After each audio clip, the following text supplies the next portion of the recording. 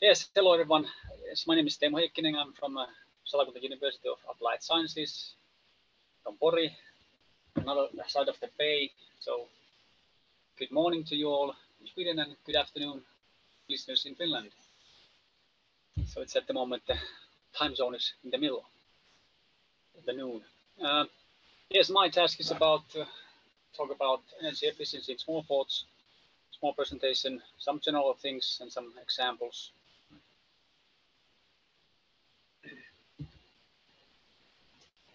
What is energy efficiency? Some basics. You probably all know something about it. So it's basically just saving energy in short. So it means that less energy is consumed for the same need or service than before, and some energy is saved by doing so, by making changes. And there's a useful term called specific consumption, which is used often. It also decreases with energy efficiency. On the right side with the green background, there's some explanations for the term, more detailed explanation. And with the energy efficiency, what you get is emission decrease and natural resources are saved. And some key steps to improve your energy efficiency.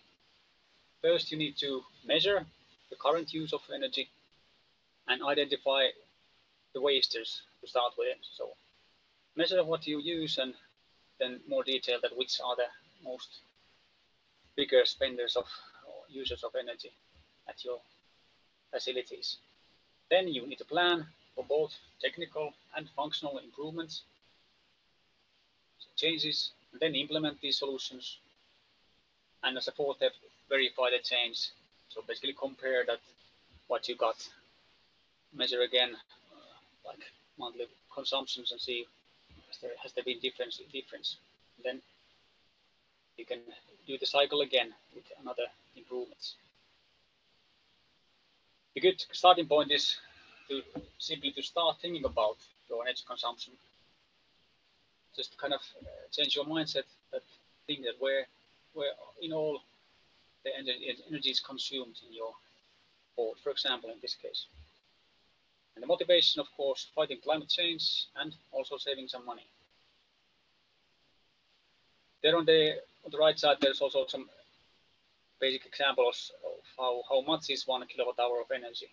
So it's often, it might be difficult to kind of recognize how much is much. So this is kind of example. For example, this with 1 kilowatt hour, you can heat up 10 liters of water from 10 to 100 degrees Celsius.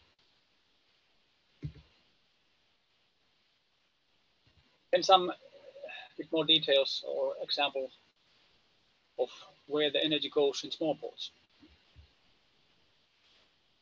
One special thing is, of course, this electricity for boats. Is kind of what differs the small port from a houses, for example. Then there's mechanical ventilation, if there exists any, space heating, if there's heated spaces, cooling, lighting, then this refrigeration equipment, saunas, heating of washing water, very big consumer typically. Then all the household appliances, what you have there for the personnel or for the visitors to use. And then also added here this air leakages or unadjusted or broken building service equipment. So there might be, especially of course in the heating season, if there's leakages, heat is leaked, there's some windows holes in some window or window ceilings or stuff. So there might be some heat losses, and then if there's broken like ventilation systems or something, you can use much more energy than you are expecting. Now to save from these kind of same points. Electricity for boats, so you can maybe educate the boaters a bit how much is much they are consuming. Then the paper use can be taken into use, so they pay based on their usage, because there's lots of big differences often with the boats how much they use. then you can have your own electricity production, so PV system. It can be used to compensate this. Later also an example of that. With ventilation, automation is always good. And then you can add some moisture or CO2 sensors to kind of run the need for ventilation. So need-based ventilation. If there's heating, you can lower the room temperatures, use automation, and utilizing passive solar energy, meaning that letting the sun in when there's need and not letting it in when there's no need for heating. Now, of course, insulation. Like I said already in the previous, for cooling, the sunshades and eaves are good to block the excess heating of the sun from indoors. And then, of course, this own solar power PV system can be used for running heat pumps. Lighting, when needed, LED lighting is today's kind of technique, and it's very good, well fit with automation. You can use motion or presence detectors, light sensitive switches, etc. Dimming systems. With the refrigeration equipment, use as energy efficient equipment you can get. And it's good to remember also that when you are installing these fridges and freezers, that put them in such a place that they are well ventilated, that they don't need to use excess energy for keeping the indoors cool. But there's the heat that they are producing when they are moving the heat from indoors to outdoors of the fridge, that it can be ventilated outside. So it's like you don't need to cool with separate cooling devices. In sauna, also it's a good point that it should be well insulated. There can be, even though they are usually used in summertime, but still there's big temperature differences indoors and outdoors. Like if there's like 20 degree outside and 80 degree inside the sauna, so it's a 60 degree difference. So there's can be big heat losses through the walls and windows. And an important thing with the saunas is always to avoid the idle heating. So if there's no use for the saunas, then switch them off. Try to kind of optimize the usage.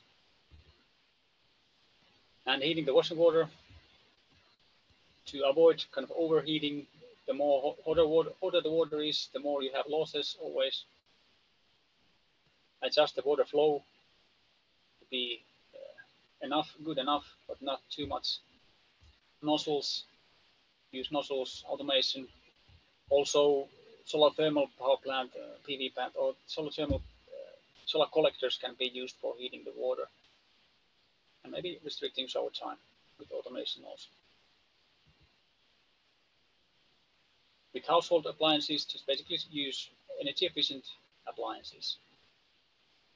And then with the leakages, naturally just try to find and fix them, block the leaks, and make regular checks for the building service equipment that they work properly and don't cause any extra energy consumption. And if you don't want to do this yourself, there's energy audits available, so professionals who can do them for you. So it might be wise to use their services for finding the places where to save energy. Often they also, like I said before, the energy efficiency improvements often save energy, so they can pay back in time, in reasonable time. Then another thing, an example of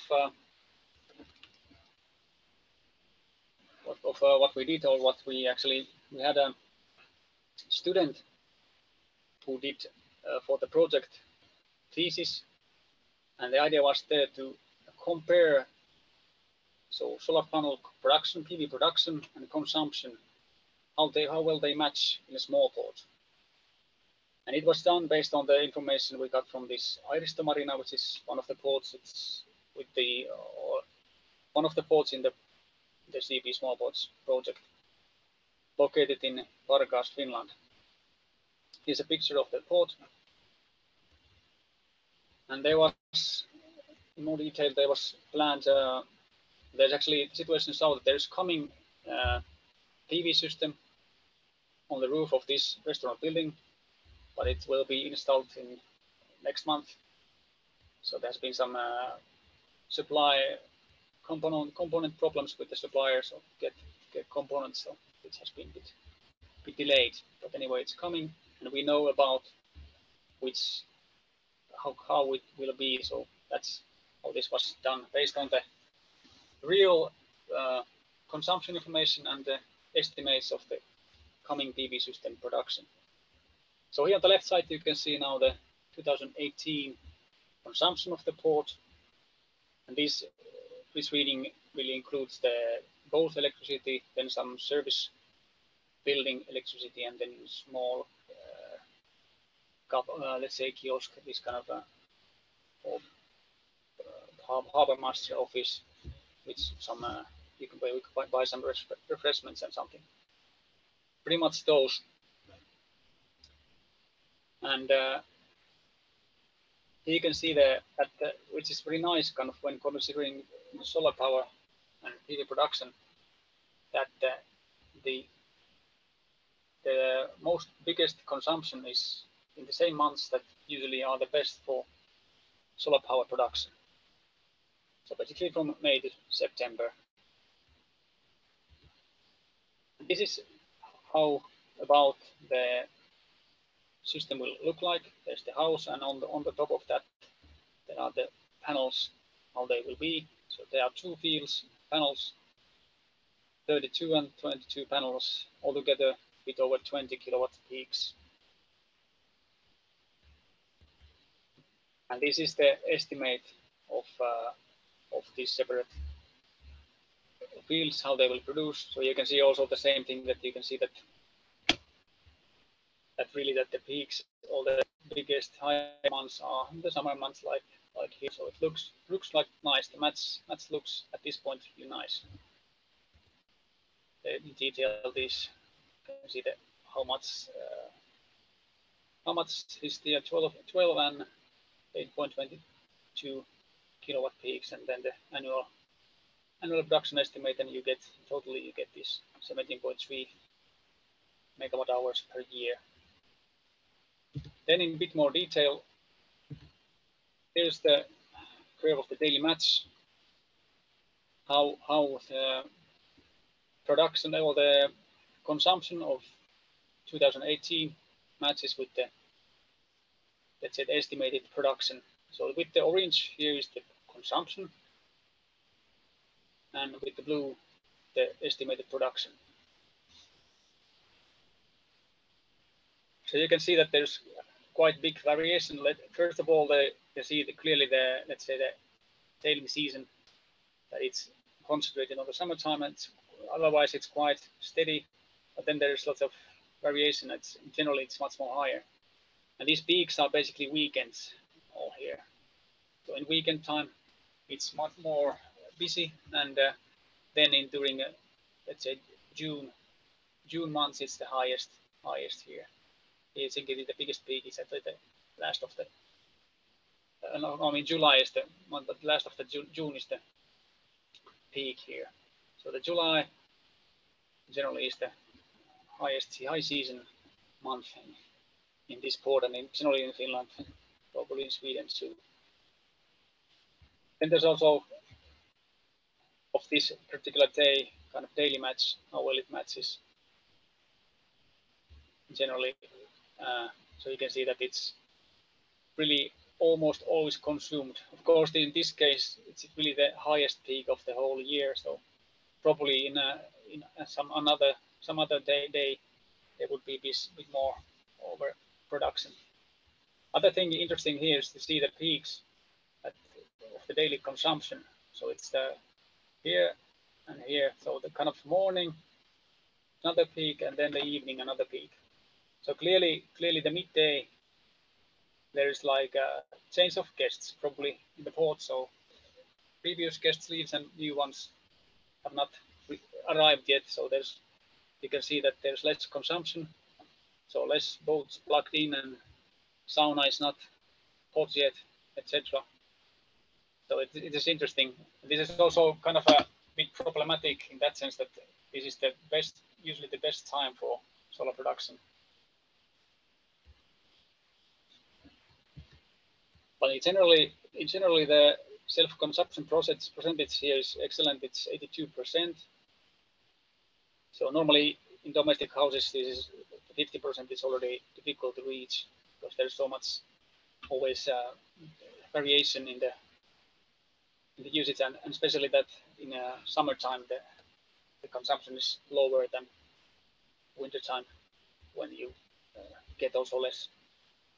In wintertime, the consumption is higher in wintertime, and then that's the same time when you get the less energy from the sun. And then so the PV production share would be bigger if the PV system would be bigger. Of course, the excess production would be also, the share of the excess would be bigger during the midday. You can see it clearly here, especially when this is really the high peak. So how to kind of optimize, and just a couple of ideas came to me that what you could do is that since you anyway have the hot water boilers there waiting for, let's say, next guests. So what if you have excess PV energy? What you could do is you could boost the hot water boilers already before the new arrivals come. So you could run the excess energy to the hot water to be consumed later in the evening. So that's one thing, and also maybe the preheat the saunas. Same thing if you have any, or something else. But this is two ideas that came to my mind of what you could do.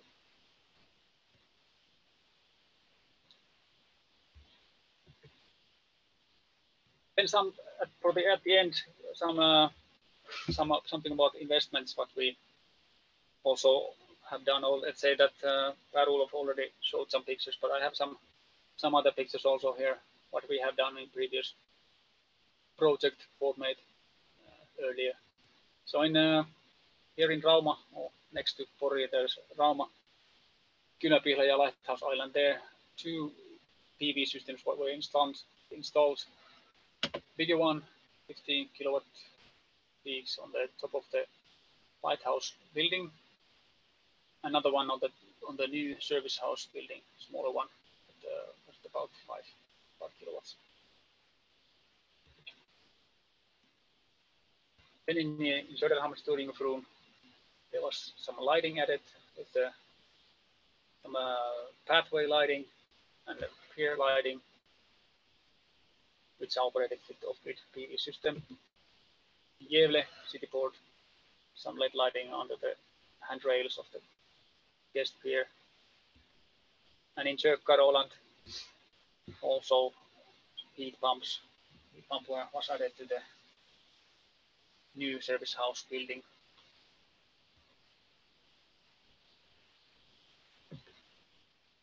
Yes, tack så mycket.